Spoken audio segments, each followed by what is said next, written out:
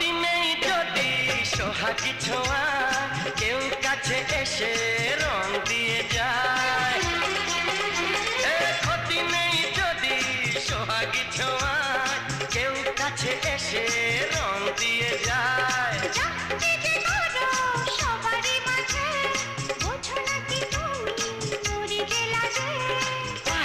তোমাকে লাগছে দারুণ, আরে না না না না আজকে তোমার কথা শুনবো না, এমন দিনে ছেড়ে দেবো সেটা ভেবো না। না না যতই বলো তুমি পার পাবে না, না না যতই বলো তুমি পার পাবে না।